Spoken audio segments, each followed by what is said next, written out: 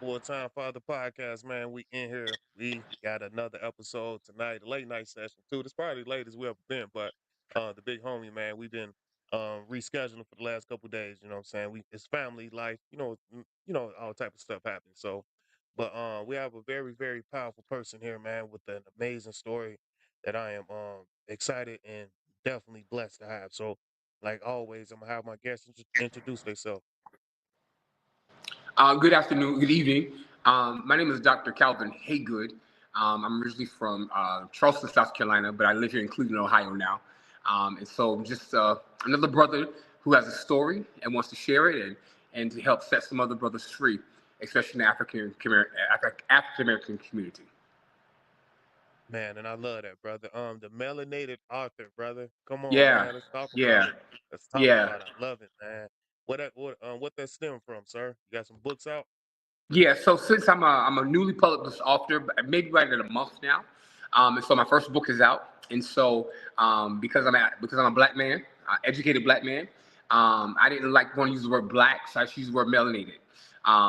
So it's just I'm the melanated author. I write stories, I storytell to be able to help people be free. I love that. So let's get into that, man, because I slip up and I keep saying black man, black woman myself, but I know it's reclassification. Is hmm that basically what you're saying when you're saying you're an educated black man that term is basically like forced upon us? Yeah, kind of, sort of, yeah. I don't like to use the word black because sometimes it has a negative connotation to it. I love the skin that I'm in.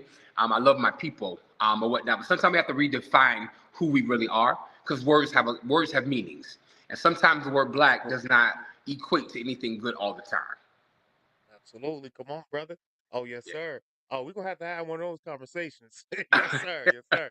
I've that's been cool. trying That's to cool. find like-minded people, man. Just to pour into the people, because man, is it ideology? The word I can't never pronounce it right, but um, like you said, words could mean completely different than how you're using them, Absolutely, and the vibrational tone that you're speaking of. We ain't here for that tonight. We ain't here for that. absolutely, absolutely. Let's get into let's see what we got going on, man. So all right, so we're gonna get right to him, man. Growing up with so much adversity, when your mother wanting to abort you to being Yeah, raised in chaos, what yeah. kept you holding on when most would have given up? So what kept me? I was a young man of faith. I grew up in the church or whatnot, but church was not always a safe place for me. And so I had to go through the feelings and emotions of not being accepted or rejected or abandoned. And so that's how I felt majority of my life. And sometimes, to be truthful and honest with you, 100%, sometimes at certain points I do feel that way. I'm in therapy. I go to therapy every other week or whatnot. And between therapy and the altar, that equals my healing. And so Right, brother. my faith in God has been really strong from a young boy. I'm a pew baby, and so what happens? My faith and in my prayer life that got me through the most difficult and hard times of my life. All right, bro. Love that, man. So going through all the all the situations and the trauma and everything that's happening around you, you found places to be grounded. And man, that speaks volumes, brother. Yeah, Absolutely, man. Um, also, you mentioned being physically, mentally, emotionally, and sexually abused. How did you yes, that's find the correct. strength to not let your trauma, man, since birth, man, how did you find the strength to not let your trauma define your future? So I would say my trauma did. I always tell people. I tell my kids at school. 'Cause I'm a principal of K through 12 school, and so I tell my kids all the time, when you get older, what you don't deal with now, it will deal with you later. And what Mm, happens is the issues or the trauma that I endured with abuse, whether it be physical abuse, sexual abuse, emotional abuse, mental abuse, it stems from certain things. Now, certain things were not my fault. Certain things I was exposed to too early. Certain things I was taken advantage of, or people took advantage of me, and different things like that. Since I put myself into some situations that I knew that I should not put myself in. So I can't say I was just victimized by everybody. No, I didn't. I put myself in certain situations that caused me to be the victim of these type abuses. And so even in that, I pushed it back in my mind. I pushed it back in my mind. And so what happened was when I pushed it back in my mind, I was like, oh, it never happened. It never happened. It was just something I made up because everybody always told me, don't ever tell. What happens in the house stays in the house. Or in Mm. the Black culture, it's taboo to have a therapist. So you never talked about stuff. You just pushed it under the rug. You kept it going. But stuff began to bother and fester. My attitude got very bad. My anger issues began to increase. I stopped wanting to be a part of different things in society or whatnot because I felt bad. I felt violated. I felt like I was just like a disease or whatnot. And so I pushed those thoughts and I compressed them down to the point where I just really forgot about them. But as I got older, different appetites and different things began to develop in my life, and I was trying to figure out where they stem from.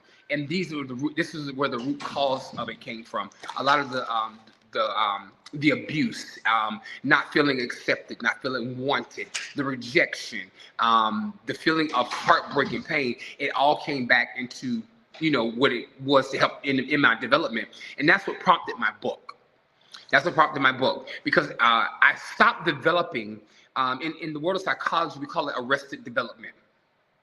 And so when trauma happens, you get to a certain point where you stop developing emotionally and also mentally. And so I never fully was able to become a grown man because the development stopped around the age of 10 or 11 when all the trauma started to happen. So I went through my whole life acting like a child. What does the scripture say? What does the scripture say? When I was a child, I thought I was a child. But when I became a man, I put away childish things. But even though I'm a man physically, I was still a child emotionally and mentally. So it played a big part. And I had to deal with all of that because it began to deal with me in my now, not in my earlier state. What was you when you started like noticing this? Like because to be able to like pinpoint and take a self accountability, some very mature, you know what I'm saying, grown man stuff, brother. Yeah, yeah. And so, like with me, I started. I never knew how to. I'm gonna put it this way. I never knew how to love because I never experienced what true love was. Right. Even though I was saved and I had a relationship with God, and even in then I had an experience with Christ at a retreat during my college years, and the retreat was called Focused. And so I went. I felt compelled to go to the altar, and I laid on the altar. I don't know what everybody was doing, but I just felt compelled to lay on the altar. And when I laid on the altar that afternoon, I heard the Lord tell me, He said, "Let me touch the thing that hurts you the worst." And I was like, what?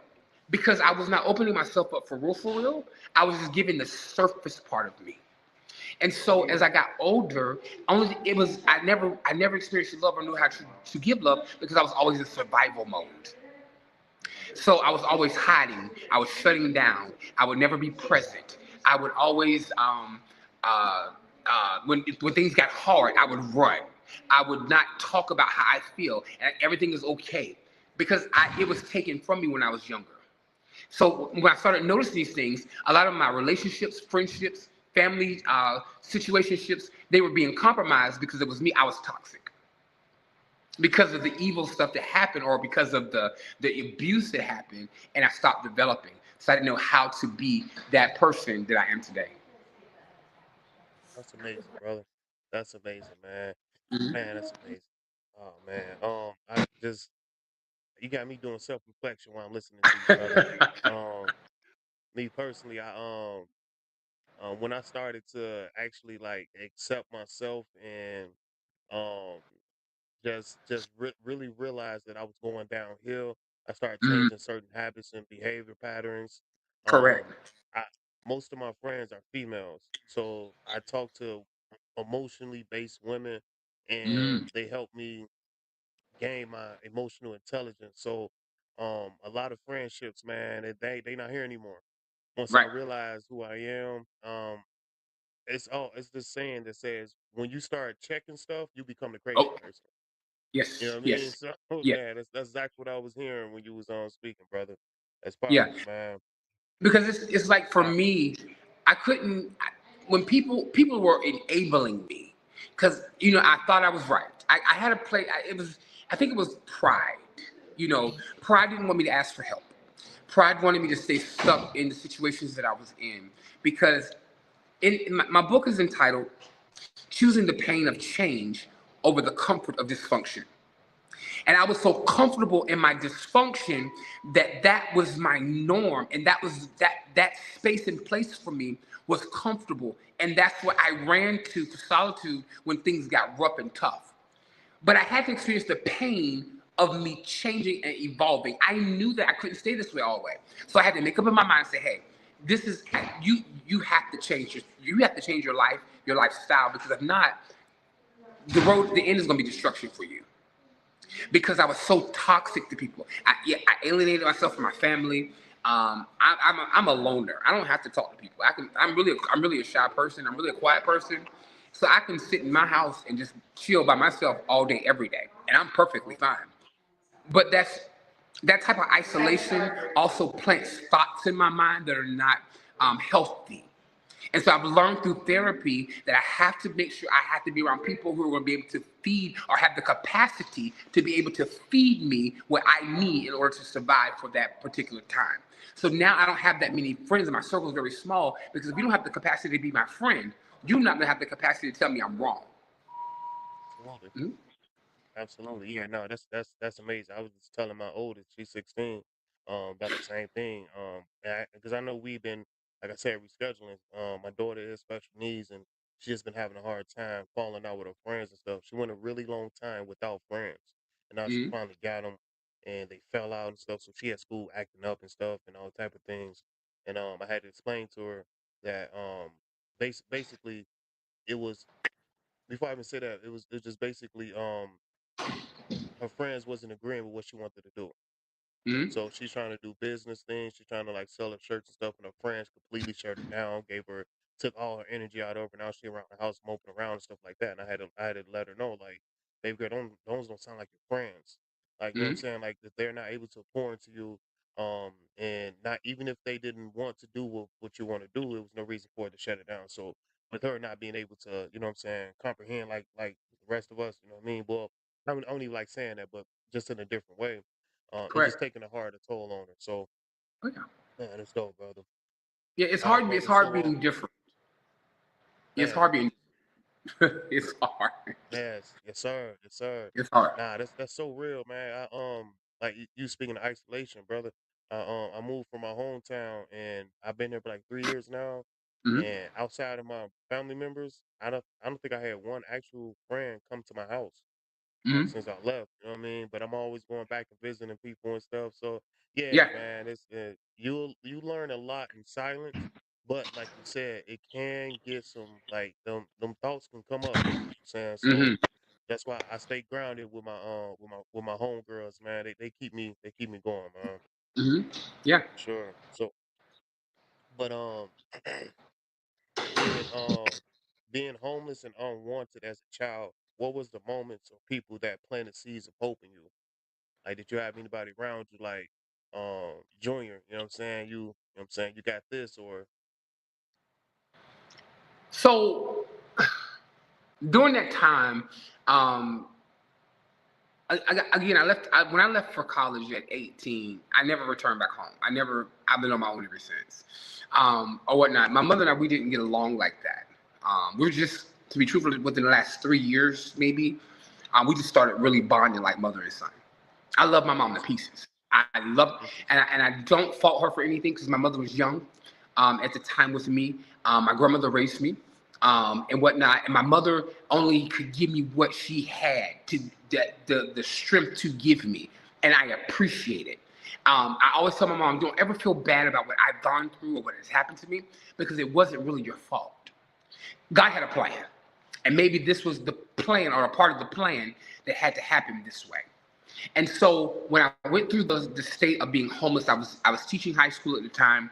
I think I was in my maybe first 2 or 3 years, and I was teaching at Columbia High School in Columbia, South Carolina, and everything looked fine. I looked healthy. I looked well, but inadvertently, I was leaving school sleeping in my car in the park. And I had a rapport with the people in the cafeteria, and they give me extra food. And they were like, "You want to take this home for dinner?" Like, yeah, sure, because that'd be the only dinner, the only food that I'll be able to eat. And so what happened was, I didn't have that support because I was a very private person because of the shame. And again, my pride wouldn't say I need help, right? It wouldn't allow me to say I need help. And so people would ask me, "Are you good? Are you good? You look depressed." No, I'm good. I'm fine. I would go to church and I would do my thing. I put on the face, but I'm hurting. I'm broken. And then here comes other appetites that came along with it. And so because I was in a vulnerable place, then you had, here we go, you had the textual things come. Hey, I can do this and sell this and I can get what I need. Or I can, prostitute and do this and get what I need. I was a hoe in so many words because I knew how to survive, right?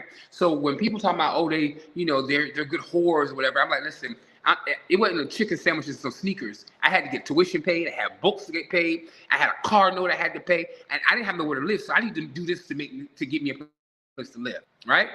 And still going to church, still put on the face, still I'm okay, and I'm really drowning in my own mess because again, some of the stuff I caused. I linked up with people who I shouldn't have linked up with, who never spoke purpose into my life, who saw me going down the wrong road and say, "Hey, Calvin, you don't need to do that. That's not for you. Man, this ain't for you. You ain't got to smoke this. You ain't got to do this. Get yourself together." I didn't have that. I had to figure this stuff out. So it was a very challenging time for me. My kids at the time when I was teaching, they were really an inspiration for me. And I would look at them, and when I would do something stupid or dumb, like try to take my life and try to kill myself, I would think about them, and I'd be back at work the next day, right in front of them. That's love, man. That's dope. That's powerful, man. Yeah, brother. That's what. That's resilience. That's what that Yeah, is, yeah. for sure. My man said, "Y'all ain't out here horn right. You know what Right, I'm you're saying? not. Y'all Listen, out here doing it y'all. for the fun." No, I think sir. I'm gonna write a book called Homeology 101. I'm gonna show you how to Yeah, really, really, really do what you need to do to get what you really, really need. I heard that, man. I heard that, brother. Man. Oh, all right, brother. So, for the fathers and man listening, I'm sorry, brother. I didn't ask. You have kids, brother? I do. I have two sons. I have two sons. They're not biologically mine, but I've raised them from when they were small, so they're basically mine. I have two That's what's boys. up, man. That's what's up. Nah, that stepdad is very important, dog. That's what I Hmm. had growing up. I had a stepdad. My mom and my dad Hmm. had a big fallout when I was like 11 to 12, and that Yeah, kind of like discouraged my pops. So, but yeah, stepdad is everything, brother. yeah. That was the only person that ever asked me. Like he had set me down one day. I was like 16, 17, and I remember this like it was yesterday. Mind you, this is a heroin addict. He did 10 years in jail, but he was Hmm. always home making sure we was good though. You know what I'm saying? Hmm. And he asked me one day, he was like, "Where you see yourself in 5 years?" The ignorant person in me was like, "Better than you." That's what I'm thinking in my head, right? And man, I got older. Oh man, I appreciated that man a lot. Do you hear me? A And lot, we have a man. And similar. also, Go ahead. no, go ahead, bro. We have No, similar, same story right there. My father, the late Calvin Bernard Thomas Sr., um, we did not get along at all. We did not get. We were like oil and water. And for me, he put everybody else before me, and he did for everybody else and didn't do for me. Him and my mom, they had a good relationship, whatever, and they separated or whatever. My dad never got married after my mom. He was just like, "Nah, I'm good," He would have a girlfriend here or there, but he never brought them around us like that because he was like, he wasn't that type of dude. But my father he was an alcoholic. He was an habitual alcoholic. He was a drunk, right? And my dad would miss certain things because he was inebriated. I remember this is something that happened. I graduated from the University of South Carolina in Columbia with my PhD, and it was the first hybrid program on their campus. And I got accepted, and we started off with 28 African Americans, men and women. At the end of the program, I was the only African American standing with Asians and whites. So my father, he was, he always like, my boy, he was so proud. My father came to my graduation at the University of South Carolina drunk. I did not even care. He was there. And Mm-hmm. from that moment on, it gave me a great appreciation for my dad. When my dad Mm. transitioned in 2016, I was taking care of him and everything. We got it right, and I apologized for things. I treated him horribly because I didn't understand why. And Mm-hmm. some things I did not want to know. And to this day, I have no desire to know because he and I are good. And when he left me that November 24th, I'll never forget. My dad always had said some things to me. He said, no matter what you do, be greater than me. And he would always, oh, my boy's a doctor. My boy's a doctor. But I was like, you claim him, but you never did anything for me. So when my dad transitioned, before he died, my dad became, I had him all to myself for about 3 years. My dad became my best friend. I love That's that dope. dude. You hear me? That was my That's dude. what's up. And out of all of my life, he may not have been present soberly. But the mere fact that he had enough wherewithal to be able to attend something that was important to me that made history drunk, he still kept himself together. And I Mm. appreciated him for that. And I always told him before he closed his eyes, we always had a thing. He would say, you love me? I said, yeah, I love you. He said, man, you don't love me. I said, I do. He said, how much you love me? And I would say a bush and a peck and a hug around the neck. He was like, where my hug at then? And I would give him a hug. And every now and again, in these moments where it feels like I'm being successful or however, or God is blessing me to experience different realms, I always hear him. He always say, Nut, I'm proud of you, bro. I'm proud of you. Mm. And in those times when I need to hear that, I'll just get quiet and I'll hear him.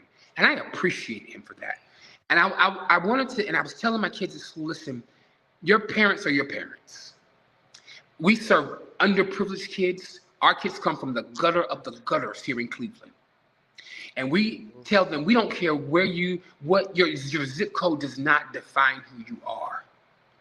But our job is to make sure we lead you in a path that where you're going to be successful. No matter what your parents may say, your parents are your parents. You can't change that. Respect them and love them. And no matter what, I may have disrespected him, but I repented to God because I didn't want my days to be short. and at the end of the day, that was my dad. And I'll do it again if I have to. If I had to. I That's would dope. never That's dope. say, I don't want him as my dad. Even as a drunk, that's my dad. And I'm a Nah, product that's dope. of who he is. So I get it. Nah, I I love understand. that. Mm-hmm. No, for sure, man. Nah, so and it's kind of, man, like I say, dog. I'm just self-reflecting as I hear you, dog. My Yeah. mom, man, she had 5 kids by the time she was 21, brother. I was the youngest Mm-hmm. one. You know what I'm saying? Mm-hmm. So growing up, I always thought my mom was doing us wrong or this and that, and you know what I mean. And then when I got older, and I realized that, man, my mom was had her first child when she was 12. You know what I mean? Like that's that ain't her fault at all, dog. You know what I mean? Yeah. It did kind of grow some hatred or some resentment towards my uncles and Oh my yeah. granddad and stuff. Cause I'm like, man, what the y'all was doing, man? Like, you know what I'm saying? Like, but man, that made me forgive everything I thought she did wrong Yeah. to me. You know what I'm saying? Especially when I had kids, and now Mm-hmm. I'm repeating the same, well, not the same cycle, Mm-hmm.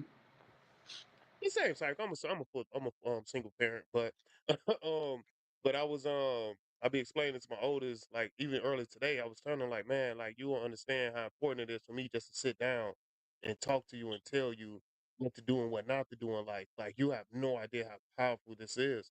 Like your dad had to figure it out. You know what I'm Mm-hmm. saying? Like I'm showing you how to pay a phone bill. I'm showing you how to Mm-hmm. pay a light bill. You know what I'm saying? I'm showing you what to do when you get some money and put 30% up this blah blah blah. I Mm-hmm. had to figure all this out on my own, baby girl. Have to. So and I couldn't even fault when I had to tell her in that same instance. She was like, she was like, that's not fair, Dad. I was like, yeah, it ain't, but but my mom ain't know no better. You know what I'm saying? Who told her? Right. You know what I'm saying? Like, like who was teaching her? You know what I'm saying? So, Yeah. yeah, and I love that, man. Love that, brother. Self Yeah. accountability is everything, man. When I It is. tell you, dog, that Now I that wasn't will always take your there. life somewhere else. Yeah, I wasn't always there now because I was borderline narcissistic. I was a borderline narcissist. And what happened was, I would always blame people for my misfortune or what was going on with me, and it was nobody's fault but mine. I would make up stuff just to make myself feel better that is the stuff that's happening that I didn't cause. And I would have this whole storyline, and it wasn't even true. That's when I knew that I needed help, right? If it had not been for my grandmother, and God rest her soul, because she took me in, I was grandmama's favorite.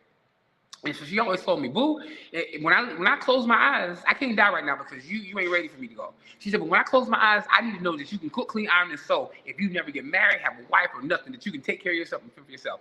And she made sure. She made sure I had an education. She made sure I was respectful. She made sure yes ma'am, no ma'am, thank you, please, yes sir, no sir. However, I was hanging with the Caucasians, and I was in the country. I'm the only black boy at the country club in the pool. Why? Because of my respect. She said, your respect is going to get you places where your money and your degree can't. And till this day, it is so true. And she made me study. She made me do my homework. She worked third shift as a nurse. So I would get home, dinner's already in the microwave. She'd write me a note. I knew exactly what to do. She would call and check in, and bam. And she was teaching me how to be an individual. I'm still missing some emotional pieces that I needed at the time, but hey, I knew what I was doing to survive. And so, that's all I've ever been in, was survival mode. And to be truthful, just the year before, I just broke free from these cycles. I just broke free from, I just learned how to start talking again, to use my voice, to know that I have a purpose. I just started, I stopped shutting down. When things get hard, it felt like an attack. I was always offended, and it's not. It wasn't. It was just I was in a place I just couldn't receive, because every time somebody would give me criticism, it was always negative. And so just truthfully being honest with you, I'm just coming into the fulfillment of being whole again. All these years, that's why I had failed relationships. I used to be married. I had a failed marriage because I didn't know how to be a husband. Hell, I didn't know how to be an individual. Hell, I didn't know who I was. I was what everybody wanted me to be, and not knowing who Calvin really was. Now, I got the church thing, but I didn't know who I was there, right? Because I had this title as the prophet, and I'm prophesying. I'm traveling across this country at the breath of life, and running revivals and crusades and workshops and consultings and all sorts of great stuff. And I'm still confused of who I am in the church. Because again, the church was not a safe space for me. The church aided in the hurt and the pain and the molestation, all this other stuff. It aided into that. So I had a resentment for the church. I had a phobia of men. More than 3 men, nah, I'm good. I'm staying in my little closet. I'm good, right? Because more than that, I would start the anxiety, and I start sweating. I had meltdowns. People were like, what's wrong with you? I couldn't know that I'm good.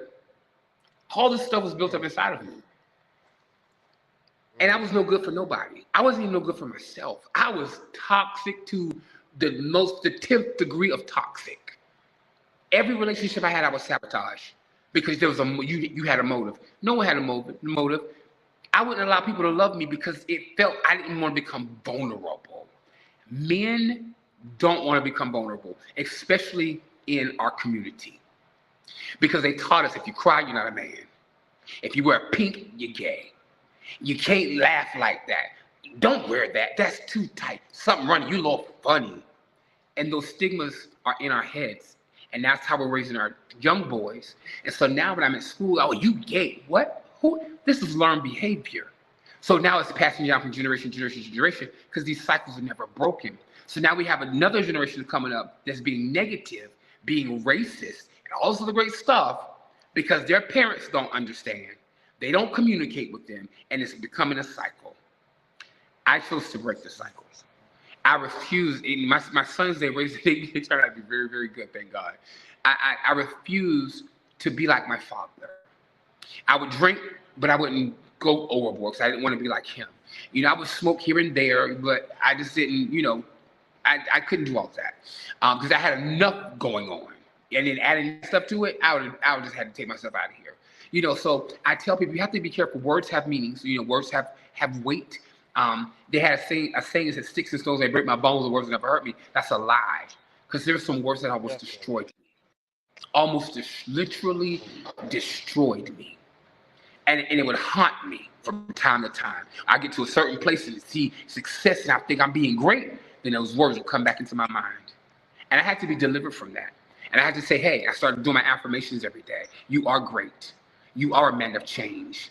Greater is he that is in you than he's in the world. No weapon formed against you shall prosper. You will not walk with your head held down. You'll walk high. You'll command the room. You are the thermostat. I say my daily confessions, my affirmations every day. When I go into my home, I have on my door. When I leave my home, they're on my door. My refrigerator, my bathroom sink, they're all over my house.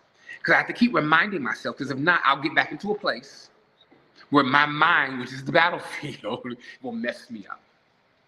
So I have to keep my mind in a place, because that's why the enemy fights me, is in my mind. For Yeah, sure, man. And man, that's what I tell you, man. Words have power, man. they do. Um, They do. in the beginning, come on now, the word. You know what I'm saying? Like they've been telling us since the beginning. They Well, do. even like beginning of school. I mean, like spell the word out. You know what I'm saying? Yeah. Like you gotta like they're literally telling us what's up. So I Mhm. always try to watch what I say. I tell my That makes sense. kids, man, because those like we started in the beginning, man. No vibrational tones is that's a Yeah. real thing. Your body Yeah. is mostly water. If you take a cup of water and shake it, it's going to turn into a pattern. Me doing Yeah. this right now is the same goddamn thing. You know what I'm saying? Yeah. It's the, Yeah. but Literally. like I said, another day, brother. Um, for fathers and men listening who may feel broken, abandoned, or unworthy, what words of encouragement would you give them? Listen, that's that's a deep place to be in. Um, I I would say to them, I would tell every man out there, because men have issues, right? We're the leader, we're the head, we're the provider, we are the ones who take care of everything. And sometimes when you can't fulfill those obligations, we feel less than, right? My kids at school call me Superman because they never see me disgruntled. They never see me worried or stressed. When we have emergencies, I'm just cool, calm, and collect, just like this. But in my mind, I'm freaking out. But I got to keep it calm for them because they see me unravel, they're going to unravel. And so I'm very careful how my kids view me. And I tell them, I say, I know y'all call me Superman, but some days I have Clark Kent moments. And in those Clark Kent moments, everybody can't see that part of me. So I got to steal away. Sometimes you let people into your vulnerable spaces. They don't know how to handle that from you. And then they'll take that and they'll twist it and distort it and make it something that it's really not. And then you have to deal with that. There's times where, and even recently, there was time, even working on this book, it took me so long to do it. I would get discouraged along the way. I have people, well, why are you writing a book? You think you better than anybody. Here we go with the words. And it's because I didn't cover my ear gates. I let them infiltrate my spirit, and then I got discouraged and I stopped doing it. And I would always get words of prophecy. The Lord's going to use you to write a powerful book. Powerful. I was like, okay, yeah, whatever. I've heard it before. But once you start to see the manifestation of what God has said come into your life in real time, it's a whole different experience. And so for every man out there, every boy that feels like they don't have purpose, you do. And I didn't understand my purpose until basically recently. That's crazy to me. I got my PhD at 27. I'm 44 now. And I'm just understanding why I'm put here. My purpose, my Mm-hmm. destiny. I'm understanding that I'm needed and that I'm wanted, that I'm loved, that I am lovable. Because I used to feel like I was like, I'm just that bad, I'm that unlovable. No, it was never that. It was I would never allow myself to open up because of the hurt, because people hurt me and different things like that. Love is a risk. From friendships, relationships, whatever, love is a risk. You're putting yourself out there and you're in hopes that nobody will hurt you. And that's something you have to trust God in. Because once you understand that He won't hurt you, and that was a hard truth for me. I was like, you allowed this to happen to me. I did. Some of this I did. Just to show you you're not gonna give up on me. And it was I always kept a little flicker of hope. I started surrounding myself with people who had my best interests at heart, even though it was really kind of scary to me. Because I was like, okay, I'm gonna go ahead and try to mess this up. And I had never forget. I have a friend now that I tried to push them away. I tried to do things to make them hate me, and they said, this is what you're used to, and because you're used to this, I'm not gonna feed into it.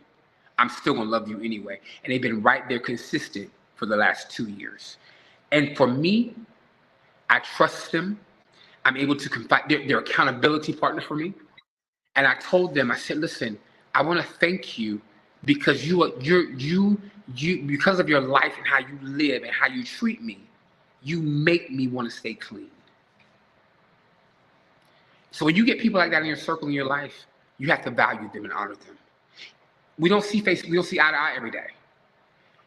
They tell me you need yourself together. You nasty. You got what's wrong now? They don't baby me. They hold me to the fire. They hold my feet to the fire, right? And when I had those moments, they taught me real harsh. Get yourself together. I'm not feeding this. I don't know. Drop it. Like, hey, whatever's going on with you, come on. Let's deal with this now.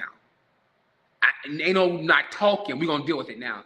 We need people in our life who's gonna hold us accountable, who's not gonna baby us, and who's gonna say, hey, you're greater than this, and speak life into you. Remember, here go those words. I don't need nobody speaking death over me. Oh yeah, I know it's hard, but just keep on. You do what you do. If it don't work, then try something else. No.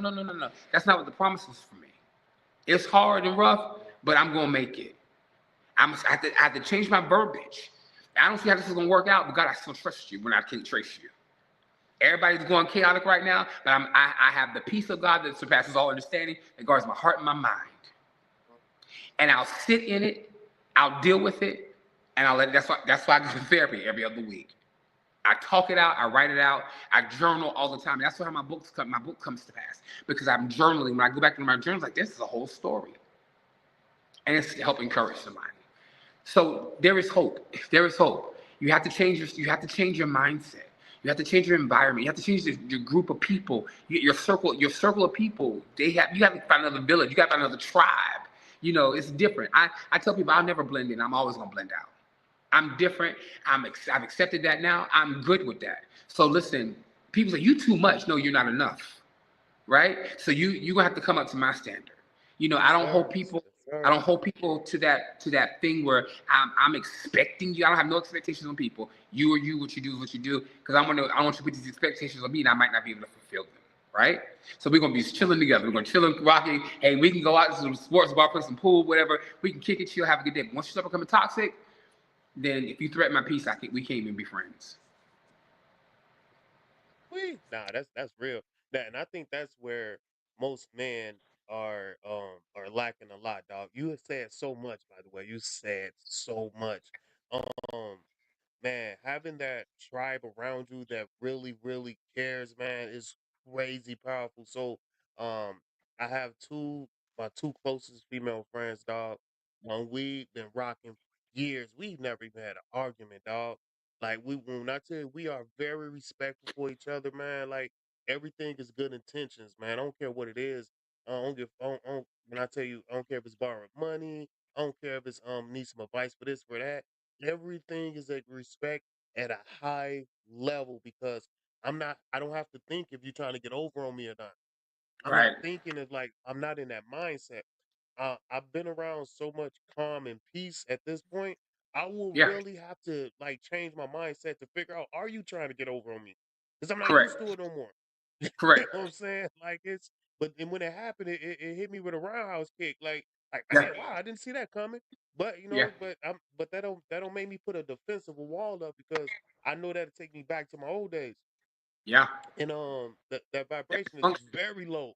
Like I want nothing to do with it, man. That's dog. That's powerful, Yeah. man. That's powerful, brother.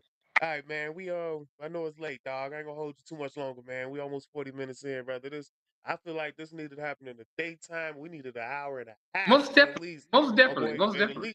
at least a part Most two definitely. or something, brother. I gotta get Most you in a definitely. group conversation or Most something, definitely. man. Like this, Most definitely. this dope, brother. Go And I ahead, keep think playing, man. Leave. No, go ahead, bro. I think that I used to be ashamed of my story. I used to be ashamed of what I've been through and how I went through it. One thing that I went through that was very detrimental to me. I was raped. I was around the wrong group of people, and I knew I shouldn't have been, but I trusted them because I didn't really have any friends at the time. And so we went to a party and everything, and then they slipped the thing in my drink called G. Well, you can't taste it, you can't smell it. It's the date rape drug, right? And then I felt kind of weird, and I felt like I couldn't move, and then it just happened, right? And so I was always ashamed. I wouldn't come outside. I was just like, I don't want to talk to nobody. I keep the blinds dark. I wouldn't go to the grocery store. I would have meltdowns in the public because it was a lot. And I was always ashamed. But once begin to understand that my story is going to help somebody, that's when I settled myself and began to write my book. And when I started writing the book, I wasn't completely healed. And so it was starting to make me angry. I was going to start outing people. I was going to add names and everything. And the Lord told me, He said, this is not what this is about. Tear that manuscript up. I tore the first Mm, manuscript up. I said, okay, I'm going to rewrite it, but I'm going to add people's names fictitiously. He said, this is not what it's about. Tear it up. Second manuscript, I had to tear it up.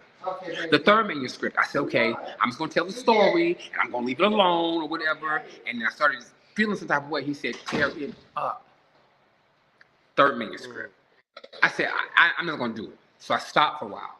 I had to get healed in certain areas to write certain chapters of this book. It was a process for me. And this is what brought on my complete healing was my book. And so I'm grateful. I told the story in grace, in dignity in class. I didn't name any people or anything like that. I spoke I did a lot of foreshadowing, speaking in third person, first person, however, but I never outed anyone or brought anything to the forefront to make people look at people differently. And so I had people to read it before I sent it to publish. And it was just like, oh my God, you took us on a journey. So if you get the book, when you read the book, it's going to take you on a journey from beginning to the end. And it's going to tell you at the end, congratulations, you made it.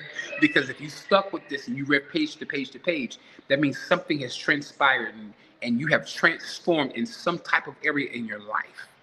And so that was my whole thing, to tell my story, but tell it in a way where it's going to be graceful. oh man, not right now. No sir, no sir. Yeah, let's. Hey. Woo! This man is cooking. Okay, we came back. We come up. I think. You know what I'm saying? Just give it a couple seconds. Give it a couple seconds, y'all. My man's cooking, man. Just transparency. And to let the Yes, people sir. know Yes, that, sir. and to let the people No, know no, that please go healing, ahead. and to let the people know that healing is not linear, but it is crooks and turns and mountains and valleys. It's a journey. It's a journey. It's a ever forever journey to continue to maintain your healing, right? And so I really bless the Lord for what He's given me for the people, especially for the men. If I didn't want to hit anybody, all of us need something, but I want to target the men, the African American man, because I know the struggle that they go through because I'm one of them. And there's no encouragement for us. They always tend to the women. I went through a divorce by myself. Almost took my life out of here. That's a pain I never want to experience again in my life. No one asked me, was I okay? No one said, how are you doing? No one said, can we get you something? Everybody flocked to the woman. Just maybe about a month, 2 months ago, and this is my life to God. One of my friends from Kissimmee, Florida called and said, I knew you went through this. How are you doing? That's the first time anybody's asked me how I'm doing since the divorce. I've been divorced now going on for 4 or 5 years. But it was an experience. And if I can make it through that, you can make it through what you're going through. Come on, brother. Yes, sir. Yes, sir, man. Absolutely, man. I mean, let me go ahead and add to that, man. Speaking straight to the fathers, like I do at the end of every episode. Brother, I appreciate you, brother. Like I highly appreciate you, man, making the time out to have this Thank you. conversation, brother. I'm sure this is Thank you. going to impact and inspire a lot of people, Mm. man. Fathers, man. Oh, nah, bro, you got me somewhere else right now. I ain't gonna hold you, brother. Man, fathers, man. Man. I don't care if you're active or inactive, man. We are here to inspire. You see this Yes. young brother. Yeah, stepkids, and he's been through a lot. He was able to be transparent and let us, you know what I'm saying, and let us experience his story through words. Yeah. If you can, brother, please send me a link to your book when I post this. I want to put I will. the link and all that good stuff, and I you know will. what I mean. But like I say, Doc, I'm a full time father. I wake up with my kids. just us every day, and some days I just ain't got it. So I can't judge you on your story or where Yeah. you at. You know what I'm saying? I don't care if you ain't seen your kid. My man's just literally said he reconnected with his father, and like, this is the type of stuff that I'm always preaching about, bro. I'm always speaking Yeah. about, man, and just to have that experience. Mm-hmm. And just real quick, me and my father put up a shed about a month ago, I think it's been. That's the first time I ever done any type of quote unquote manly project like that in my life, dog. Right. Um, and Right. I honestly, it took us like 3 days. I was done with it like day one. I ain't gonna hold you, but it was it was the experience, man. That was the most time I spent with my father, dog, in a very long time. Just us, like I spent me and my kid. We slept at his crib for the weekend. We 5 6 hours a day outside doing the shed or whatever. And I'm asking him questions I ain't never asked. I'm asking him about my mom when she was younger.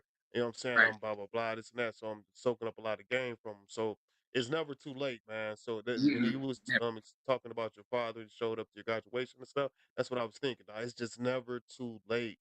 Never. So if you're thinking right now that you down, you out, you had to experience something far as I don't care if it's a bitter baby mama or it's just you just don't have the confidence to even just be present, whatever it may be, dog. You have no idea what the future is going to like bring Yeah. to you. So just make sure you staying positive, staying focused, brother.